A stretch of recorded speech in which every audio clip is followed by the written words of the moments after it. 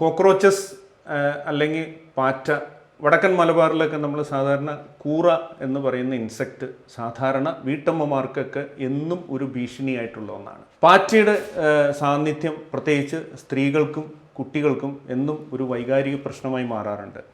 പ്രത്യേകിച്ച് പാറ്റ കിച്ചൺ ക്യാബിനറ്റ്സിൽ അല്ലെങ്കിൽ ബെഡ്റൂംസിൽ, ബാത്റൂംസിലൊക്കെ കാണുമ്പം അവിടെ പ്രത്യേകിച്ച് വീട്ടമ്മമാരിലും സ്ത്രീകളിലൊക്കെ അല്ലെങ്കിൽ കുട്ടികളിലൊക്കെ അതൊരു ഫിയർ, ഒരു പേടി അല്ലെങ്കിൽ ഒരു അറപ്പ് സൃഷ്ടിക്കുന്നുണ്ട്. അപ്പോൾ ആരും തന്നെ പാറ്റയുടെ ഒരു സാന്നിധ്യം നമ്മുടെ താമസിക്കുന്ന വീട്ടിനകത്ത് ആരും ഇഷ്ടപ്പെടാറില്ല.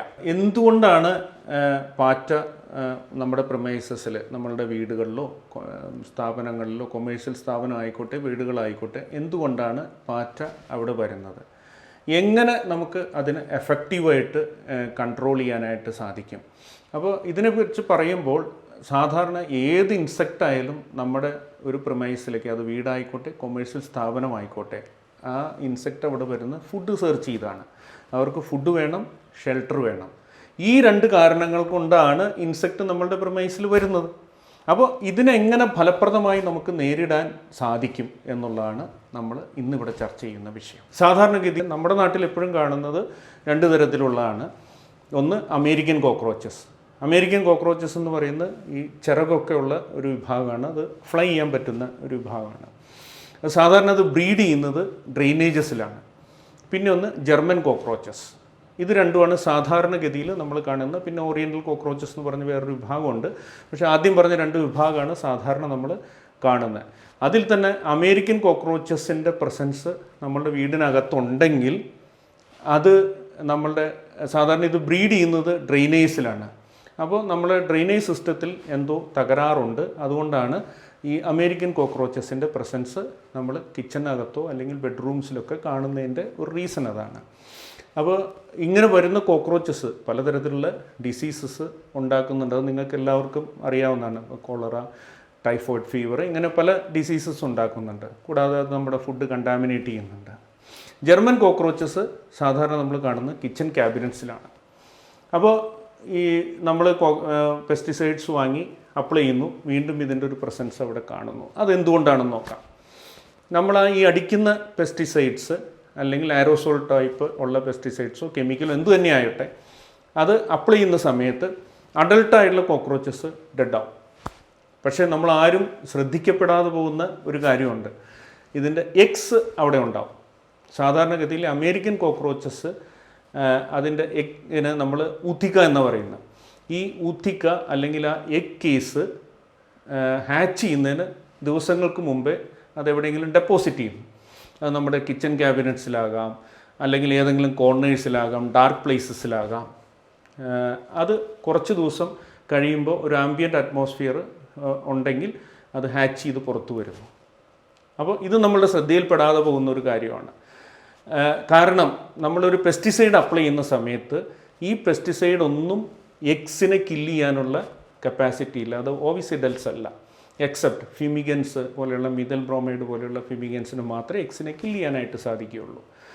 ജർമ്മൻ കോക്രോച്ചസിനും ഈ പറയുന്ന നേരത്തെ ഞാൻ പറഞ്ഞ ഉത്തിക്ക അല്ലെങ്കിൽ എഗ് കേസ് 40ഓളം മുട്ടകൾ അടങ്ങുന്ന ഒരു എഗ് കേസാണ് ജർമ്മൻ കോക്രോച്ചസ് ക്യാരി ചെയ്യുന്നത്. അതിൻ്റെ ഒരു സ്വഭാവം എന്തെന്ന് വെച്ചാൽ ഈ എഗ്സ് ഹാച്ച് ചെയ്യുന്നതിന് തൊട്ട് മുമ്പാണ് ഇത് ഡെപ്പോസിറ്റ് ചെയ്യുന്നത്. അപ്പോൾ അതിൽ നിന്ന് 40ഓളം നിംസാണ് പുറത്തോട്ട് വരുന്നത്. അപ്പോൾ നമ്മൾ ചെയ്യുന്ന ആദ്യം അടിക്കുന്ന പെസ്റ്റിസൈഡിൽ അഡൾട്ട് കോക്രോച്ചസ് ഡെഡായി, പക്ഷേ വീണ്ടും എഗ്സ് ഹാച്ച് ചെയ്ത് കോക്രോച്ചസ് പുറത്തോട്ട് വരുന്നു. അതുകൊണ്ടാണ് നമുക്ക് ഇതിനകത്തൊരു കൺട്രോൾ നമുക്ക് കിട്ടാതെ വരുന്നതിൻ്റെ ഒരു ബേസിക് റീസൺ അതാണ്. അവിടെയാണ് പെസ്റ്റ് കൺട്രോൾ സർവീസസ് ചെയ്യാൻ ഒരു പ്രൊഫഷണൽ ഏജൻസിയുടെ ഒരു ആവശ്യം അല്ലെങ്കിൽ ഒരു പ്രസക്തി അവിടെയാണ് വരുന്നത്. കാരണം ഈ ഒരു പ്രശ്നത്തെ നമ്മൾ വളരെ പ്രൊഫഷണലായിട്ട് അപ്രോച്ച് ചെയ്യുകയാണെന്നുണ്ടെങ്കിൽ തീർച്ചയായിട്ടും നമുക്ക് ഈ പ്രോബ്ലം നമുക്ക് അണ്ടർ കൺട്രോളിൽ കൊണ്ടുവരാനായിട്ട് സാധിക്കും. പ്രോബ്ലം മിനിമൈസ് ചെയ്യാനും റെഡ്യൂസ് ചെയ്യാനുമായിട്ട് നമുക്ക് സാധിക്കും. അപ്പോൾ ഇപ്പം പണ്ട് കാലത്തൊക്കെ നമ്മൾ ഒരു conventional type of pest control services ആണ് ചെയ്തുകൊണ്ടിരുന്നത്. കാരണം നമ്മൾ കിച്ചനകത്ത് പെസ്റ്റ് കൺട്രോൾ ചെയ്യുന്ന സമയത്ത് ലിക്വിഡ് സൊല്യൂഷൻസ് തന്നെയാണ് അപ്ലൈ ചെയ്യുക. അപ്പോൾ അവിടെയുള്ള പാത്രങ്ങൾ നമ്മൾ വെസൽസ് എല്ലാം മാറ്റണം. ബെഡ്റൂമിനകത്ത് പല സാധനങ്ങളും മാറ്റി വയ്ക്കേണ്ടി വരും. അതിന് ശേഷം മാത്രമേ പെസ്റ്റിസൈഡ് അപ്ലൈ ചെയ്യാനായിട്ട് സാധിക്കുകയുള്ളൂ. പക്ഷേ ഇന്ന് ജെൽ ബെയ്റ്റ്സ് കോക്രോച്ചസിനെ കൺട്രോൾ ചെയ്യാനായിട്ട് ലഭ്യമാണ്. അപ്പോൾ ഈ ജെൽ ബെയ്റ്റ്സ് വെച്ചിട്ട് നമുക്ക് വളരെ എഫക്റ്റീവായിട്ട് കോക്രോച്ചസിനെ മാനേജ് ചെയ്യാം. അപ്പോൾ ജെൽ ബെയ്റ്റ്സ് ഉപയോഗിക്കുമ്പോഴുള്ള അഡ്വാൻറ്റേജ് എന്ന് വെച്ചാൽ അത് നമ്മൾ പാത്രങ്ങളൊന്നും മാറ്റാതെ ഫുഡ് കണ്ടാമിനേറ്റ് ചെയ്യാതെ തന്നെ ഒരു സ്ട്രാറ്റജിക് ലൊക്കേഷൻസ് സെലക്ട് ചെയ്ത് ട്രെയിൻഡ് ആയിട്ടുള്ള ടെക്നീഷ്യൻസ് വന്ന് അവർ ആ ചില പോയിൻറ്റ്സിൽ മാത്രം ഈ ജെൽസ് അപ്ലൈ ചെയ്യും. ഈ ജെൽസ് അപ്ലൈ ചെയ്യുമ്പോൾ അഡൾട്ടായിട്ടുള്ള കോക്രോച്ചസ് അത് വന്ന് കൺസ്യൂം ചെയ്യും. അതിനൊരു കാസ്കേഡിങ് എഫക്റ്റ് ഉണ്ട്. എന്ന് പറഞ്ഞാൽ സാധാരണ കോക്രോച്ചസിൻ്റെ ഒരു ഹാബിറ്റ് ഒരു ഡെഡ് കോക്രോച്ചസിൻ്റെ ബോഡി പാർട്ടിക്കിൾസ് വേറെ കോക്രോച്ചസ് കൺസ്യൂം ചെയ്യും. അപ്പോൾ അങ്ങനെ ആ പോപ്പുലേഷൻ നമുക്ക് റെഡ്യൂസ് ചെയ്യാനായിട്ട് സാധിക്കും. അതുപോലെ നേരത്തെ ഞാൻ പറഞ്ഞ എഗ്സ്, മുട്ട വിരിഞ്ഞ് പുറത്ത് വരുന്ന നിംസ്, അവർ പുറത്തോട്ട് വരുന്ന സമയത്ത് ഈ ജെൽ ബെയ്റ്റ്സ് അവിടെ ലഭ്യമാണ്. അവരത് വന്ന് കൺസ്യൂം ചെയ്യും, അതും ഡെഡായി മാറും. അപ്പോൾ അങ്ങനെ ഒരു ടോട്ടൽ ഒരു പോപ്പുലേഷൻ, കോക്രോച്ചസിൻ്റെ ഒരു പോപ്പുലേഷൻ റെഡ്യൂസ് ചെയ്യാനായിട്ട് നമുക്ക് സാധിക്കും. അപ്പോൾ ഇത്തരത്തിലുള്ളൊരു പ്രൊഫഷണൽ അപ്രോച്ചിലൂടെ മാത്രമേ വളരെ എഫക്റ്റീവായിട്ടുള്ള ഒരു കോക്രോച്ച് മാനേജ്മെൻറ്റ് സർവീസ് നമുക്ക് സാധ്യമാകുള്ളൂ. അപ്പോൾ സാധാരണ നമ്മളൊരു ജെൽ ബെയ്റ്റ് അപ്ലൈ ചെയ്ത് കഴിഞ്ഞാൽ ഒരു 3 മുതൽ 4 മാസം വരെ ഈ ജെൽ ബെയ്റ്റ്സ് അവിടെ പ്രസൻ്റ് ആയിരിക്കും. അതിനുശേഷം മാത്രമേ അത് ചിലപ്പോൾ ഒന്ന് ഡ്രൈ ആവാൻ സാധ്യതയുണ്ട്. അങ്ങനെ ഉണ്ടെങ്കിൽ അത് മാറ്റി പുതിയ ജെൽ ബെയ്റ്റ്സ് നമ്മൾ വെച്ച് കൊടുക്കുക. അങ്ങനെ ഒരു ആനുവൽ സർവീസ് കോൺട്രാക്റ്റിൽ ഒരു പ്രൊഫഷണൽ ഏജൻസിയുമായിട്ട് ഒരു കരാർ എഗ്രിമെൻറ്റിലേക്ക് എത്തുകയാണെങ്കിൽ വളരെ എഫക്റ്റീവായിട്ട് നമുക്ക് ഈ ട്രീറ്റ്മെൻറ്റ്സ് ചെയ്യാനായിട്ട് സാധിക്കും. ഇൻഡിപെൻഡൻറ്റ് ഹൗസസ് ഒക്കെ ആണെങ്കിൽ നമുക്ക് അമേരിക്കൻ കോക്രോച്ചസിൻ്റെ പ്രസൻസ് ഞാൻ നേരത്തെ പറഞ്ഞല്ലോ, ഇത് ബ്രീഡ് ചെയ്യുന്നത് ഡ്രെയിനേഴ്സിലാണ്. അപ്പോൾ ഡ്രെയിനേഴ്സോ അല്ലെങ്കിൽ മാൻഹോൾസോ ഒക്കെ ഓപ്പൺ ചെയ്ത് നമുക്ക് ട്രീറ്റ്മെൻറ്റ്സ് വേണ്ടി വരും. അങ്ങനെ വളരെ ഫലപ്രദമായിട്ട് നമുക്ക് ഈ പ്രോബ്ലത്തിന് നമുക്കൊരു സൊല്യൂഷനിലേക്ക് എത്തിച്ചേരാനായിട്ട് സാധിക്കും. അപ്പോൾ ഒരു പ്രൊഫഷണൽ പെസ്റ്റ് കൺട്രോൾ ഏജൻസിയെ ഈ ജോലി ഏൽപ്പിക്കുമ്പം 1-2 കാര്യങ്ങൾ നിങ്ങൾ ശ്രദ്ധിക്കേണ്ടതുണ്ട്. അതൊരു അപ്രൂവ്ഡ് ഏജൻസി ആണെന്നുള്ളതും, അപ്രൂവ്ഡ് ഏജൻസി എന്ന് പറഞ്ഞാൽ ഇത്തരത്തിലുള്ള പെസ്റ്റ് കൺട്രോൾ സർവീസസ് നമ്മുടെ വീടുകളിലൊക്കെ ചെയ്യുമ്പോൾ അതിന് റെക്കമെൻഡഡ് ആയിട്ടുള്ള പ്രോഡക്ട്സ് മാത്രമേ ഉപയോഗിക്കാൻ പാടുള്ളൂ. അപ്പോൾ അതിന് സ്റ്റേറ്റ് ഗവൺമെൻറ് ഇഷ്യൂ ചെയ്യുന്ന ഒരു പെസ്റ്റ് കൺട്രോൾ ഓപ്പറേഷൻ ലൈസൻസ് എന്ന് പറയുന്ന ലൈസൻസ് ഉണ്ട്. ആ ലൈസൻസ് ഉള്ള ആൾക്കാരാണ് ഓതറൈസ്ഡ് ആയുള്ള ആളുകൾ.